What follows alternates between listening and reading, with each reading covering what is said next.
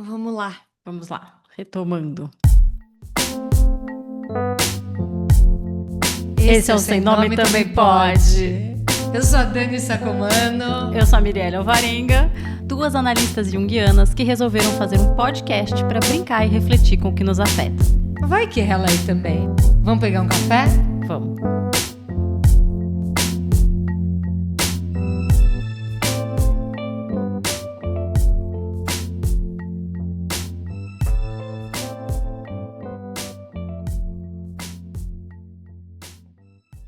Esse a gente nem tinha falado, né? Nada. Não. Quer que eu comece lendo? Quer ler? Pode mandar. Aí temos esse outro trecho que a gente selecionou aqui.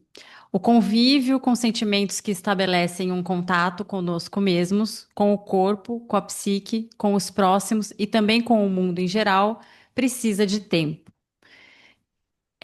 Eu achei interessante essa frase, muito por conta do corpo, sabe? Que eu acho e percebo que é uma coisa que a gente tem se distanciado e perdido muito a conexão, né? Dessa percepção do corpo. Né? Mais uma vez, eu acho que a gente entrega muito a nossa saúde, o nosso corpo para o outro resolver. Acho que a gente tem uma cultura muito da medicalização, né? E da doença. Né? Às vezes a gente fala de saúde, mas eu acho que acaba que a gente está só tratando a doença, a gente não está cuidando da saúde, né?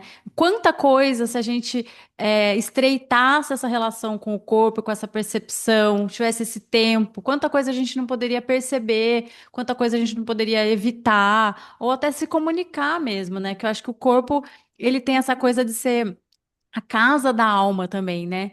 Então, é um pouco por onde a alma às vezes conversa com a gente. Então, quanto que a gente está observando, né? Aquela coceira estranha, que a gente até falou, né, no episódio da série da Invejosa, né? Se você não assistiu, assista esse episódio.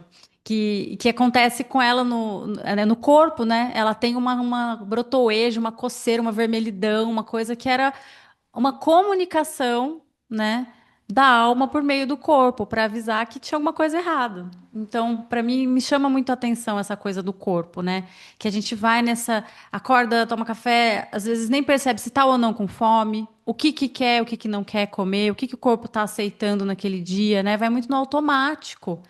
E aí, sem esse tempo, não se percebe esse corpo e, como eu falei, acho que vai se morrendo um pouquinho por dentro, né, também. Eu penso muito sobre o corpo ser um caminho, né? O corpo como um caminho de tantas paisagens, de tantas vozes, tantos dizeres e saberes, mas para a gente ler, para a gente aprender essa linguagem, para a gente poder se envolver com o que ele nos diz, a gente precisa desse tempo, dessa relação, de se colocar em presença, de se tatear, né?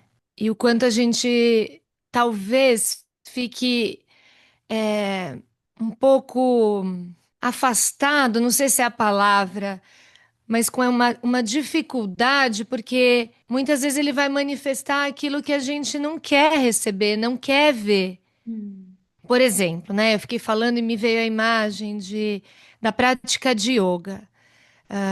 Sempre dancei. E quando eu comecei a praticar yoga, eu pensava, para mim vai ser fácil, porque meu corpo, né, meu corpo já dança, meu corpo se expressa, meu corpo é flexível, meu corpo é ágil, né? E quando eu comecei a prática de yoga, eu me vi totalmente diferente, eu me percebi diferente, eu me senti diferente. Era uma Dani que eu não conhecia. E por anos foi muito duro, fui muito rígida comigo. Meu corpo estava rígido e eu estava rígida com meu corpo. Eu não queria aquela prática, né? Não aceitava. E conforme eu fui tendo a prática como uma constante na vida, que por um tempo eu pratiquei regradinho, né? Eu fui convivendo com essas limitações. E muitas vezes essas limitações, elas casavam com a limitação corpo e mente, se é lá que isso tem alguma divisão, mas era como assim, se eu sentisse e pensasse a mesma coisa. Uhum. Porque o meu corpo, eu estava sentindo o meu corpo duro, o meu corpo rígido, o meu corpo lerdo, o meu corpo pesado. A minha ossatura, a minha musculatura me informava isso. Daí eu sentia isso. E aí o meu pensamento também estava assim, duro, rígido, mandão, sou uma bosta. Ai, que merda, não sirvo para nada, nem parece que dancei a vida inteira. Uma Uhum. exigência, um desespero, né? E querendo só aquela Dani da dança. Molinha, leve, flexível, com conduções fáceis e eficientes, naturalidades, né? Demonstrava naturalidade. Então, quando eu comecei a praticar, eu tive parece assim, deu uma bugada, porque eu não tive essa resposta. Eu não tive essa sensação e foi muito difícil. Daí, quando casou, que o pensamento estava rígido e o corpo estava rígido, eu falei: pera lá, o que está acontecendo aqui? O que está me impossibilitando de ver que aqui há uma rigidez, que aqui há uma dor, que aqui há um não saber, um não conseguir, um limite, mesmo sendo corpo, que é algo que para gente que dança, o corpo é o corpo vai, o corpo é, né? Não, não vai. Então, com o passar do tempo, principalmente quando eu observei os pensamentos que iam para dentro do tapete durante a prática, as coisas começaram a entrar num movimento um pouco mais convidativo, provocativo ainda, mas foi convidativo para continuar. E aí eu lembro que uma vez eu subi no tapetinho e falei: aqui eu vou subir para ser minha amiga. Não dá mais para brigar comigo. Eu não aguento mais. Então, também ter essa intenção na hora de um encontro consigo mesma pode dar uma ajuda, sabe? Para unir mente e corpo. É. Porque não vai falar tudo que a gente quer, não vai mostrar tudo que a gente quer, ou tudo que a gente está acostumado, né? E quantas vezes a gente negligencia, ai, essa coceira não é nada, não. Como não é nada? Apareceu, olha. Ai, essa dorzinha no joelho não é nada, não. Ou cala, né? Ou vai lá, taca ali uma pomada, ou vai lá, toma um remédio, assim, não é que não é para tomar, né? Mas que mais, né? Para além da coceira. O que que essa coceira tá? Tá bom, passa a pomada para passar a coceira, mas qual que é a origem, né? O que que ela tá mostrando? O que que tá incomodando? E você falando da yoga e dessa conexão corpo-mente, né? Acho que é justamente por isso que vem os incômodos nessas práticas, porque justamente não está desconectado. E aí o corpo vai revelar o que tem na mente, muitas vezes. A rigidez, o desconforto, a impaciência, a irritabilidade, né? Inclusive a impermanência. Porque tem dias que a gente realmente tá com as articulações mais doloridas, mais rígidas, e vai ter dia que você vai falar, nossa, tá muito mais gostoso fazer essa postura hoje, né? Ontem foi horrível, hoje tá bom. Então a gente vai percebendo que a gente também não é a mesma ao no passar dos dias, né? Então essa comunicação com o corpo eu acho que é muito importante mesmo. E é isso, aquele momento que você fala, vou fazer a yoga, é tempo. É um tempo dedicado a Tempo. essa comunicação. E eu percebo muito isso na questão da meditação, né? Eu trabalho com confecção de japamalas e um pouco nessa questão dos mantras, da meditação também, né?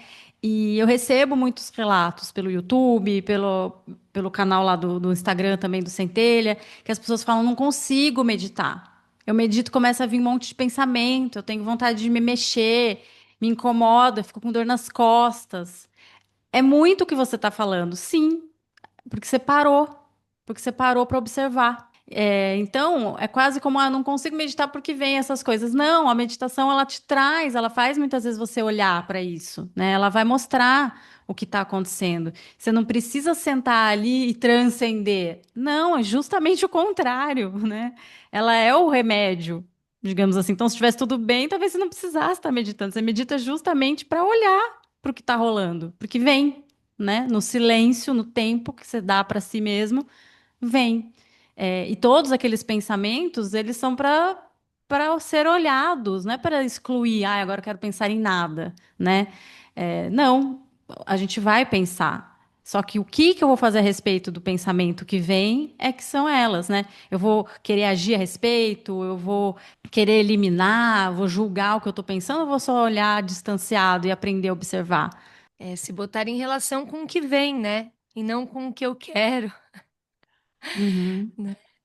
E eu fico pensando também sobre esse lance que os processos precisam de tempo, as relações precisam de tempo, né? E tem essa. É uma técnica, né? Um acrônimo que eu aprendi muito enquanto eu trabalhei na aviação, nos treinamentos, que a gente tinha de sobrevivência na selva, sobrevivência no mar, sobrevivência no deserto, no gelo, enfim, para caos e desastres, né? E eu fiquei pensando muito nisso, de a gente está muito desorganizada, quando a nossa tomada de decisão está bagunçada, quando algo destrói a gente por dentro, né? Parece que acaba com a harmonia da nossa alma, com o sentido da nossa vida, tudo fica muito confuso, girando. Eu sempre penso nesse treinamento da selva. E é um acrônimo que a galera usa, assim, dos militares, dos exércitos, bombeiros, equipes de salvação, né? Que eles vão usar essa sigla do ESAON para esses momentos de calma, vou me orientar. Eu estou numa sobrevivência, eu preciso ter uma retomada de ação e eu preciso ter uma orientação adequada para me salvar ou para salvar vidas, né? Então eles usam essa sigla que chama ESAON. O E de estacione, o S de sente-se, o A de alimente-se, o O de oriente-se e o N de navegue. Então, eles seguem esses passos. Tu está perdido numa selva e, meu, tá tudo girando, sua cabeça tá girando, você não tem mais o que fazer. Para, para, estaciona, para, senta, se conecta com o chão, ancora, come alguma coisa, oriente-se. Onde eu tô? Para onde eu vou? Como que eu vou? Como é que tá o tempo? E aí sim navega. Então eu fico pensando que isso traz uma capacidade da gente se convidar para parar com essa reatividade constante, com esse dinamismo o tempo inteiro da superação rápida, né, de uma resposta milagrosa, de um progresso constante, né? Ele faz a gente ter noção de como a gente tá e de como o mundo tá, o mundo de dentro e o mundo de fora, para agir, né? Dar essa capacidade da reflexão, do questionamento, do pera lá. E é quase como essa prática meditativa que você fala, de sentar, de observar com distanciamento, para dali, quem sabe, um novo movimento vir. Porque aquele que estava já não deu certo, já confundiu demais, já desorientou. Me lembrou muito isso enquanto eu li o livro, enquanto a gente foi conversando. E aí lembrei dessas aulas que passava assim tão, sabe, como resposta de prova, porque, né? Ainda bem, nunca passei por um desastre no avião enquanto trabalhei na aviação, mas tinha que estar na ponta da língua.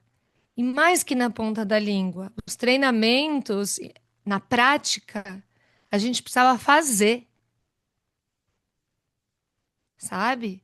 Jogavam a gente no meio de uma mata, e é isso. Uma hora você tinha que estacionar, sentar, alimentar, orientar e navegar.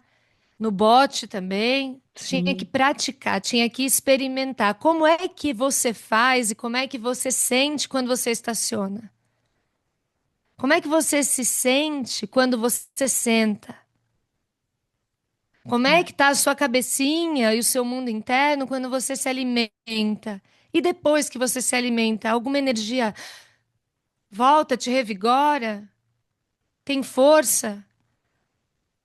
A comida vegetal, uma comida mais de carboidrato, muda a proteína. Como é que é essa digestão? Como é que é essa vivacidade após uma comida? Um açúcar,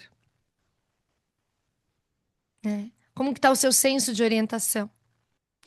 Você falando essa coisa da prática, e a gente trouxe muito essa coisa de que a alma tem a ver com essa experiência, né?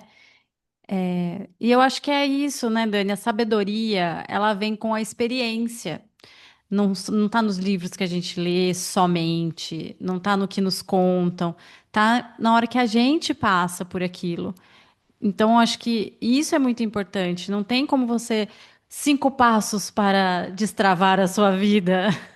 Você vai ter que dar esse tempo aí, sentar, estacionar, né, respirar, se alimentar, se reorientar e seguir, né? Então, assim, se a gente pensar nesse caminho da vida como uma ou como muitas jornadas, com diversos objetivos, eu acho que essa sequência, ela precisa estar o tempo todo para a gente rever o objetivo, né? Essa orientação é muito importante. Ainda é essa rota, tô indo pro lado certo, não tô mais, né? Ainda quero isso, não quero mais. E tudo precisa de tempo e de experiência, de passar por aquilo. E eu acho que isso não tem como delegar, né? Essa experiência, esse tempo sentado, respirando, meditando, esse tempo estacionado, sentando e se reorientando, esse tempo anotando o sonho, né? Pode gravar um áudio, pode escrever no Google Drive, pode, mas se você tiver o seu caderno, que você vai escrever, o tempo que você escreve à mão é diferente do tempo que você escreve digitando, né? A reflexão que acontece, a dedicação, o envolvimento, quando você fala, esse aqui vai ser o meu caderninho dos sonhos, é diferente, né? Então, e isso me lembrou também o processo terapêutico, porque ali você vai falar, você vai ouvir, você vai receber orientação também, você vai se orientar, porque você vai se ouvir também. Só que se você vai embora e abandona, como se aquele momento, aquela hora ali tivesse sido em vão, né? Também você não vai experienciar isso. Então, o que que você leva daquela hora ali com o analista, né? Do que você ouviu? Você ouve de novo? Ficou alguma palavra? Comigo acontece muito isso. Fica, às vezes, uma frase ali voltando na minha cabeça que eu ouvi, sabe? E aí eu fico com aquela frase, eu vou entender por que que foi ela que ficou, né? Vou olhar para ela. E, e isso é tempo, né? A mesma coisa que a gente falou da dança, né? Você faz uma aula, depois você vai fazer só na outra semana, mas você não dá uma treinadinha, você não coloca nenhuma música para ouvir daquele ritmo que você está estudando, para relembrar, né? Então, assim, esse envolvimento é muito importante, né? A gente precisa se colocar nos processos, né? E não entregar para o outro, porque isso não vai dar essa sabedoria, dar essa autonomia, né? É. E conforme você falou, é, eu sinto muito quando vem essa palavra envolver, né? Se envolver, a gente precisa desse envolvimento para se desenvolver em algo, né? Então, através das experiências, através do fazer, através do movimento, eu vou me envolvendo, eu vou ficando com aquela frase que ficou da terapia latente, eu vou ficando com aqueles passos da dança durante a semana, e aí eu vou me envolvendo com isso e vou me desenvolvendo através disso. Então a gente envolve e se desenvolve, envolve e se desenvolve. A gente tem essa chance, né, desse movimento que acontece através do momento em que você aceita essa condução, né, Sim, de se envolver. E aí eu acho que em algum momento a gente devolve isso para o mundo. Então, como? Ah, de repente uma pessoa te pergunta, mas como que você medita? E aí você tem como falar como aquilo é para você. Olha, eu comecei lendo uns livros de meditação, escutei umas palestras, assisti isso e isso. E aí eu fui praticar, e aí eu vi que meu caminho é assim. Então tem um jeitinho seu, a experiência única e singular que se manifesta através da sua vivência, com seu envolvimento para aquilo.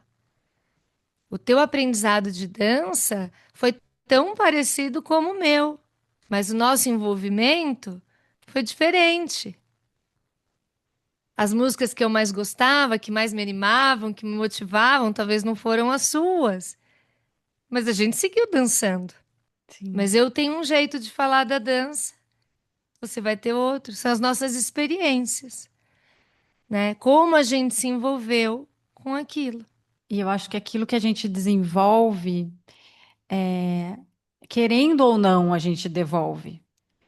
Porque eu posso, sei lá, nunca vir a falar sobre o que eu experienciei de meditação, mas a transformação que aconteceu comigo, o desenvolvimento que aconteceu comigo, vai estar comigo onde quer que eu vá.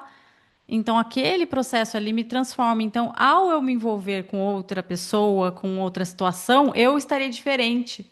Então, a devolutiva, em alguma instância, eu acho que é quase inevitável, né? Eu acho que a gente pode ativamente fazer isso, tipo, ai, aprendi isso, vou devolver de tal forma, mas eu acho que um pouco, ao nos desenvolver, a gente já transforma o ambiente, transforma situações, simplesmente por ter se transformado, né?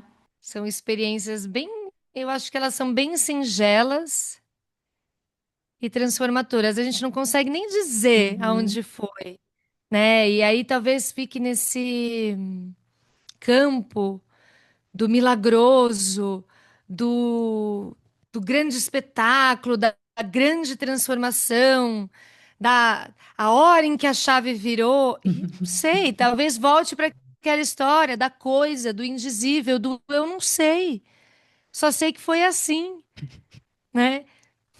Eu estava ali comprometida, envolvida e de repente aí, ó, né? Sim. Se me explicar como eu guardei uma coreografia de dança, sei lá, só sei que foi assim. Eu fui fazendo, fui me envolvendo, fui praticando, fui treinando dia após dia, né? Às vezes estacionando, parando tudo, estafada, né? Parava, ia tomar uma água, sentava, me reorganizava e voltava a navegar, voltava a dançar. E aí, de repente, quando você vê, você está dançando, aí as pessoas falam: Nossa, ela dança também, nem parece. É, nem parece, mas a gente sabe dos nossos processos, né? Do tempo dedicado, do envolvimento para aquilo. Sim. Então, realmente é inevitável, a coisa acontece, mas não está pronto, não é do nada. E ainda nessa pegada do envolver e se desenvolver, eu acho que também tem uma coisa muito que a Verena provoca e que o mundo também, né, provoca a gente. Aquela pergunta assim: o tempo cura todas as feridas? Eu acho que não. Para mim, é como se não é ele quem cura, mas a gente não, mas eu preciso de tempo para que o processo siga seu curso, sabe? Para que a dor amenize, para que a dor deixe de latejar, para que a dor se transforme. Então, não acho que é só o fator tempo, mas eu acho que ele é muito necessário. Sim. E para você? Eu acho que, eu não sei, né? Se a gente pensar na cura, o que que tá se entendendo como cura, né? É aquele tecido voltar a ser exatamente como era, porque às vezes vai ficar uma cicatriz, né? Vai fechar a ferida, vai ficar uma cicatriz, mas não tem mais uma ferida. E sim, eu acho que precisa de tempo.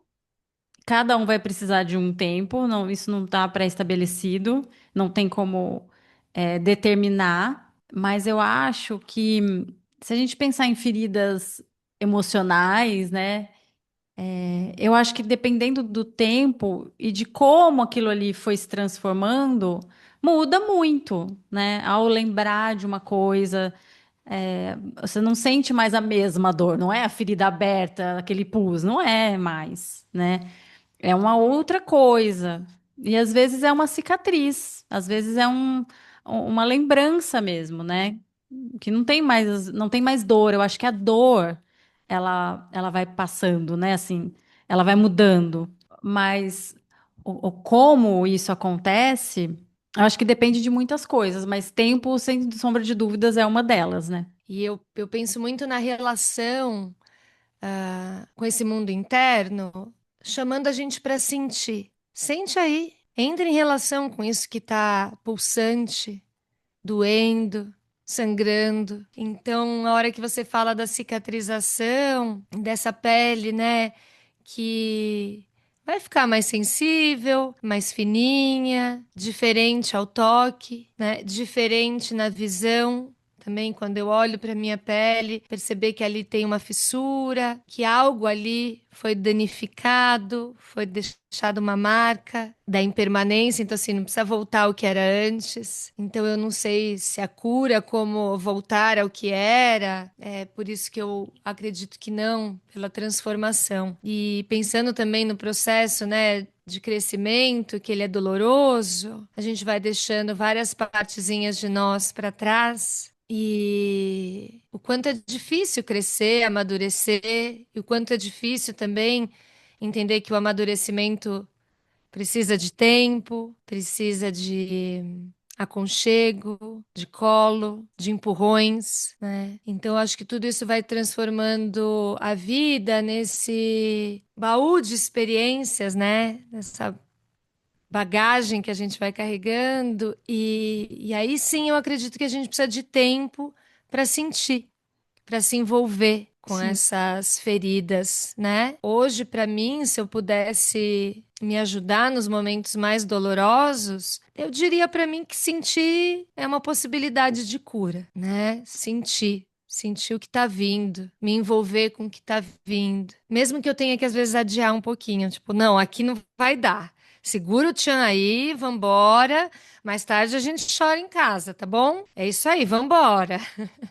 E mas sentir, precisa sentir. Precisa. Também acho. Eu acho que evitar o sentir estende esse tempo da cura, assim, sabe? Porque em algum momento você vai ter que chorar aquilo, vai ter que sangrar, vai ter que jogar o mertiolate, sabe? Assim, em algum momento. E aí você fica, tipo, aquela ferida fica ali aberta, exposta, né? Dando bicho, e você deixa. E eu acho que só piora a dor depois, né? Então, acho que essa coisa de sentir, igual você falou, né? Chorar aquilo ali, enxergando o que está acontecendo, se relacionando, né?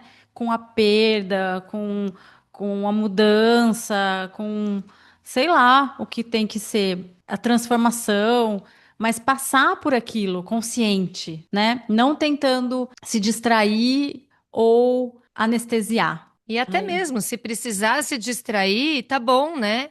Mas sabe que uma hora a coisa vai vir de novo, Consciente, né? né?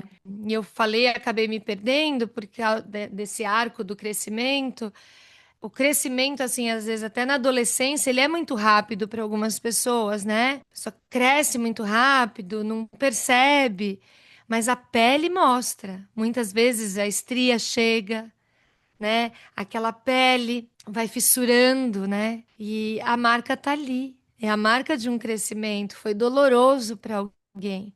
Se não foi para você, foi para tua pele, né? Sim, Se você não tava ali olhando, a pele tava, o corpo tá.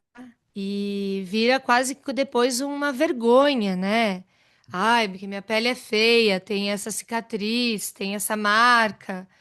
E aí demora-se um tempo para entender, para se envolver com aquelas marcas de crescimento, né? Que aquilo é do corpo, que aquilo não é um defeito. Sim, E aí a gente vai precisar se envolver também com aqueles sinais do corpo, né? Que foram deixados de um crescimento. E talvez, né, o ressignificar, ou contar uma nova história para si mesma, ouvir a história da sua pele, se envolver. E leva tempo, né? Acho que tudo que a gente falou hoje vai ficar assim, leva tempo, né? É, precisa de tempo. e precisa de tempo. E aí você vai dizer aí deste lado da telinha, mas eu não tenho tempo. É. Então repense, né, esse tempo, porque acho que é uma das coisas mais preciosas que a gente tem, né, Dani? É o tempo, né? Eu não tenho tempo para ter tempo, né? A gente tem um tempo limitado de vida, né? A gente, inclusive, infelizmente, hoje a gente precisa vender ele, né? Mas é o item mais precioso. O que que a gente faz com esse tempo? E esse é um tempo muito íntimo também, né? Eu acho que tem a ver com relação, mas esse olhar para dentro, ele tem uma intimidade assim que 5 minutos antes de dormir, você não tem? 5 minutos depois que você abre o olho, né? Dois. E eu acho que isso já é muito, né? Eu acho que tem uma ilusão com relação a esse tempo também. O quanto que eu preciso me envolver e me dedicar, né? Quanto que dá, né? Com qual intensidade? Eu acho que é se propor mesmo esses momentos. É, e tirar do campo da idealização, né? Uhum. Nossa, eu vou meditar todos os dias 1 hora, Já começou né? se sabotando, né?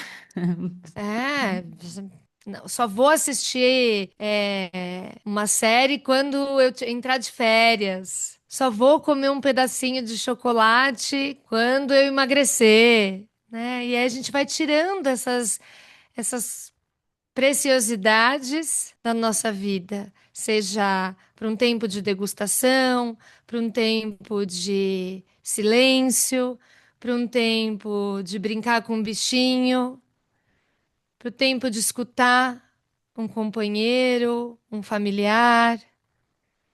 Então, quanto menos a gente faz, menos a gente quer fazer, né? Então, quanto mais a gente não se colocar para se envolver com o tempo, menos a gente vai conseguir também se saborear dele. E tem esse trecho também, né? Essas experiências emocionais e cognitivamente processadas podem sempre ser lembradas e trazidas de volta para a consciência do presente, permitindo assim que nós nos alegremos sempre de novo com uma experiência antiga. Eu achei muito interessante esse trecho, porque ela vem de uma parte que ela fala sobre essas experiências alegres que a gente vivencia e que ficam de alguma forma marcadas, né, cognitivamente e tudo mais. E que tudo que a gente vive pode ser recordado, porque isso são experiências. Luke, sua orelha tá na tela, filho. Oh, meu amor, tô carente. Ele quer seu É, tempo. agora não vai dar. E o quanto é importante a gente ter esse momento para experienciar isso, trazer essa impressão daquele momento vivido, para que a gente possa retomar, porque a alma não tem tempo e espaço, né? Ela não é atemporal. Então, a qualquer momento que a gente relembre aquilo, a gente pode sentir tudo de novo, né? Então são recursos da memória, da cognição e da própria alma, né? Que fazem a gente se alegrar num momento de qualquer. Na verdade é essa, né? Num momento qualquer. Então eu acho que isso que ela fala, né? De trazer uma experiência antiga para o momento presente. A gente não. Acho que a gente esquece dessa capacidade que a gente tem de se inspirar a alegria por uma lembrança. Isso eu acho que é algo muito próximo da magia, sabe? De fazer mágica, de fazer magia, porque é a transmutação. Você está num estado e você muda o estado a partir de uma de um recurso, de uma lembrança. A atuação tem muito disso, né? Como é que eu choro? Como é que eu fico triste agora? Como é que eu me alegro? Né? Então, é um recurso do corpo e da memória também, né? E da imaginação, porque é preciso também imaginar. Eu lembro na pandemia, onde a vida foi ficando muito escurecida, de possibilidades externas, né? De viajar, de passear, de abraçar as pessoas. Foi um momento que eu me convidei muitas vezes para imaginar encontros, imaginar passeios, relembrar. Quando você falou a palavra magia, né? Me veio nostalgia também, porque eu fui para o passado várias vezes na pandemia. Eu fui me nutrir com o que dava, com o que eu tinha aqui dentro. E tinha os Uhum, sorrisos, tinha os abraços, tinha os calores. Deu, deu para fazer, deu para sentir. Foi muito mágico mesmo. A nostalgia e a magia foi mágico. Transmuta.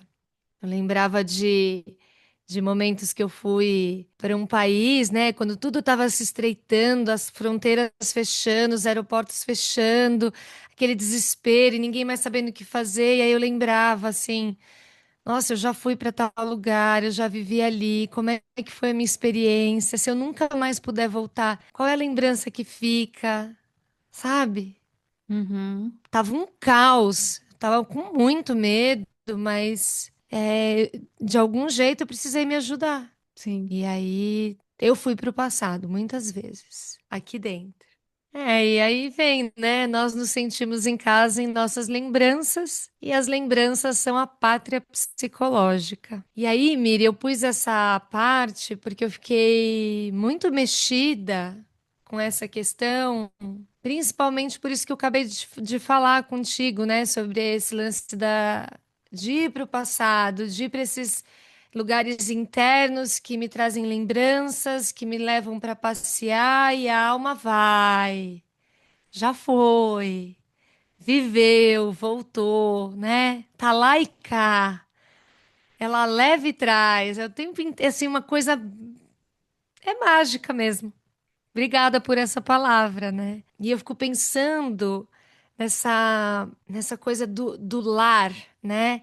Do, Nós nos sentimos em casa em nossas lembranças do lar, né? E ao mesmo tempo da pátria. Então, a pátria de onde eu vim, de uma nação, de uma comunidade, de uma comunhão, de um espaço delimitado, talvez, esse contorninho que a gente consegue fazer com as nossas lembranças que vão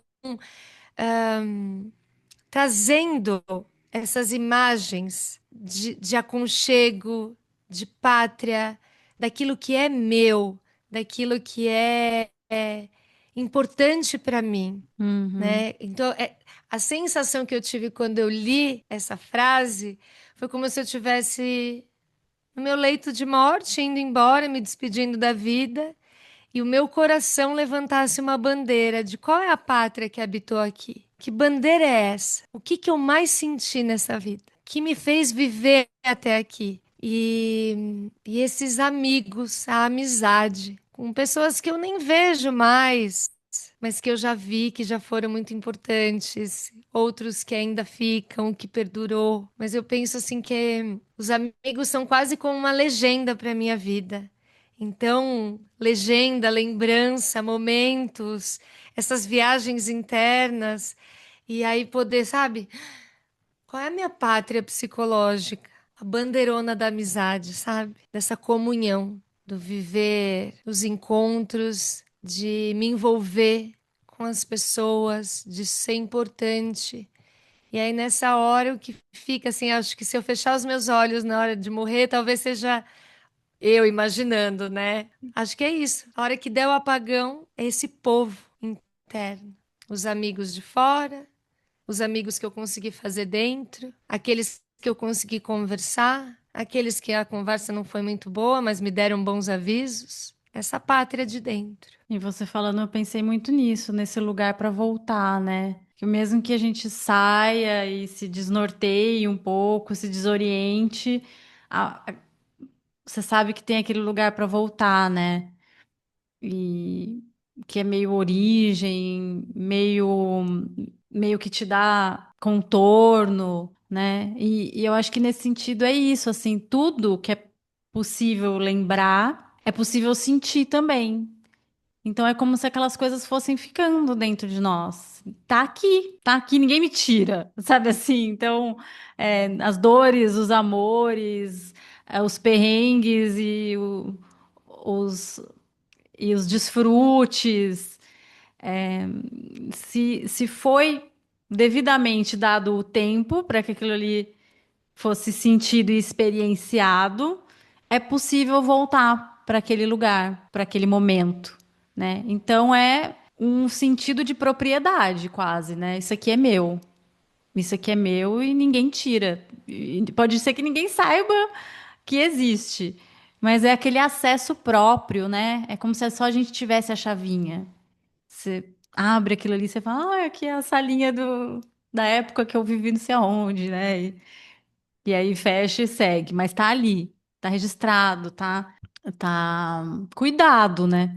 E eu acho que quanto É, mais atropeladamente a gente passa pelas experiências, menos a gente vai imprimindo isso, né?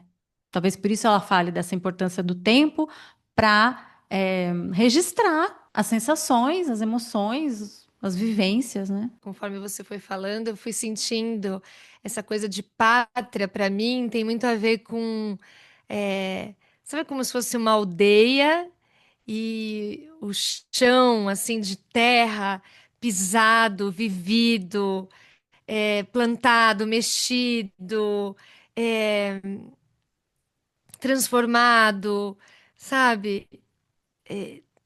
Essa coisa do chão, do meu chão, né? Essa pátria psicológica, ela é nossa. A gente precisa de tempo para ela, para Uhum. cuidar dela. A gente habita. Então, Nossa, eu não sim. quero ser expatriada de mim. Ai, nem Não eu. quero. Eu acho que quanto mais passa o tempo, menos eu vou tendo recordação. Acho que vai ficando mais longe, né? Algumas memórias. E eu acho que o sensorial ajuda muito. Então, sei lá, se hoje eu senti um cheiro que eu senti na casa da minha mãe quando eu tinha 5 anos, eu vou voltar para lá, né? Então, acho que essa percepção, essa coisa corpo sensorial ajuda muito do que só você acessar, assim. Então, acho que tudo que pode ser de auxílio, ajuda no acesso, mas eu tenho essa impressão que vai ficando cada vez mais distante, que a gente precisa, inclusive, revisitar. Quantas vezes em conversa com a minha irmã e tal, tipo, ah, lembra disso? Eu falo, não. Ou com a minha mãe, e ela lembra de uma coisa, eu lembro daquela mesma situação, só que de outro jeito. Eu vivi diferente, tem isso também, né? Então, olha só como é psicológico mesmo, é pessoal, né? Ela É viu uma coisa, eu pessoal, vi outra na mesma situação. é uma experiência única e singular mesmo, né? Subjetiva. E aí a pergunta: damos à alma o tempo necessário para absorver essas experiências? Será que damos? Será que não damos? Será que demos? Será que podemos começar a dar? Fica aí o O convite. convite, né? Tem essa provocação que ela faz. Eu sempre tive muito medo da morte de um familiar e quando meu pai morreu, eu não conseguia sentir tristeza. Eu chorei, né? Aquilo é confuso, eu estava sentindo confusão, mas não foi uma coisa que me golpeou na tristeza, me golpeou no cansaço, no excesso de burocracia, né? Então, eu não sei se eu. Ai, a pessoa precisa dar o tempo do luto para viver. Realmente, só que não foi naquela hora, Uhum. né? Foi precisando de dias, de anos. E acho que uns 6, 7 anos depois, eu tive um choro de tristeza, de perda, de luto. E não da burocracia, do desespero, da revelação, da notícia. Então, talvez a gente não saiba mesmo. Se a gente está dando, se a gente não está, não tem uma resposta. Tem um caminhar aí de sentir, de viver, de experimentar, de experienciar, de Sim. se render para quando a coisa vem. É, e eu acho que no momento em que a gente vai para esse momento, vou sentir isso, vou refletir sobre isso, vou me conectar com isso. Automaticamente você já vai ver que precisa de um tempo para isso, né? Dedicado a isso. Então, se a gente puder entender a importância desses movimentos, acho que a gente começa a achar tempo. A verdade é essa, porque é importante, a gente encontra um tempinho, né? Também acredito muito na força da vida, sabe? De algum jeito, a coisa te derruba. E te levanta também. Ainda bem que a vida também tem essa Ainda bem! força.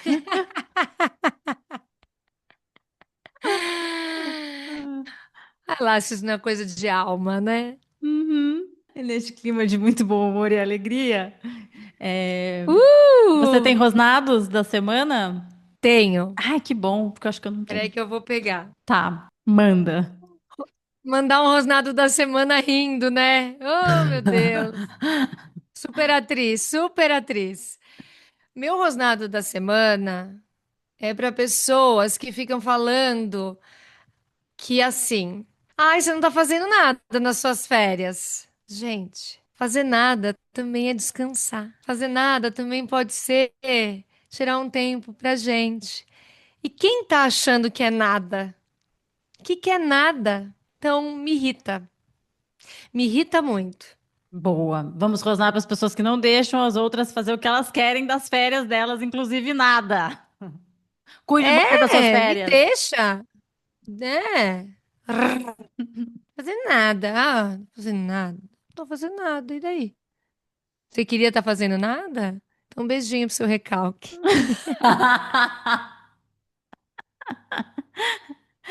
É isso aí. Beijinho para as invejosas que não estão de férias. Gente, assim, ó, nem é comigo, é que eu nem tô de férias. Mas assim, eu escutei isso no metrô e eu fiquei tão irritada que eu mudei de vagão. Ah! Eu ouvi a conversa alheia, saí do vagão. Imagino você descendo, tipo, turu, descendo, eu não vou ouvir isso. Ah, ai, que Ah, eu ódio. não tenho rosnado da semana. Tá bom. A semana Você não. meditou muito essa semana para não rosnar? Cara, não sei. Eu tô num momento bizarro, assim. E essa semana, não essa, mas algumas semanas eu, por exemplo, eu tenho sonhado e não consigo lembrar. Só confusão, muitas coisas acontecendo enquanto eu durmo, mas não fica nada, não fica nada, não tô, sei lá. E não fiquei, nada me deu esse, pelo menos não tô lembrando agora, neste momento, de que me deu vontade de rosnar, assim, tipo. E dica, você tem? Minha dica, me indica que eu gosto. Tem um filme, acho muito bonito, que chama Soul. Ai, roubou a minha dica. Ah, roubei, então eu falo outra. É uma dica Daia da Soul. dupla. Não, Não, vamos. Assina pode ir, tem embaixo na sua outro. dica. Ah, é? Então, nossa, tá. Tem aqui, ó, uma coleção, pode escolher.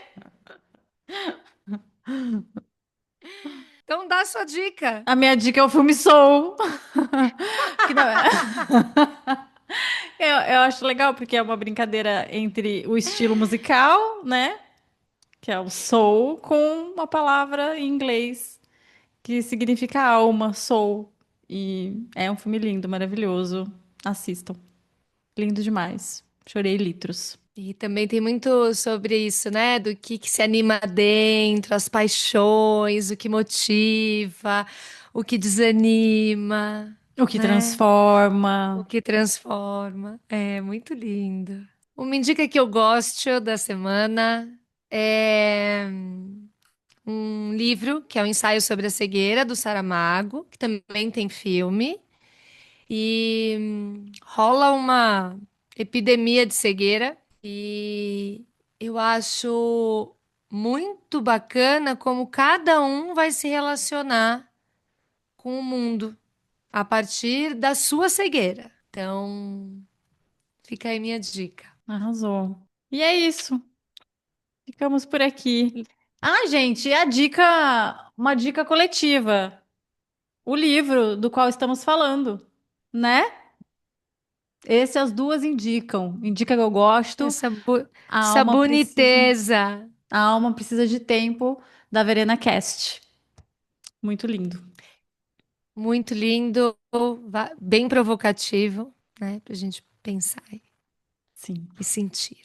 Sábado a gente se encontra, tá? Quero tomar um café bem Sim. quentinho para você habitar a minha pátria psicológica. Te amo, lindeza. Se cuida bem, tá? Também. Gente, Ah, sigam. Se você está ouvindo este podcast pela plataforma de áudio, siga e deixe o seu comentário. Se você está vendo aqui pelo YouTube, deixe o seu like, é muito importante. Compartilha este vídeo com quem você achar que vai achar legal, se você gostou. Se inscreva e ative o sininho para receber notificações. É isso e até a próxima. Beijos. beijo.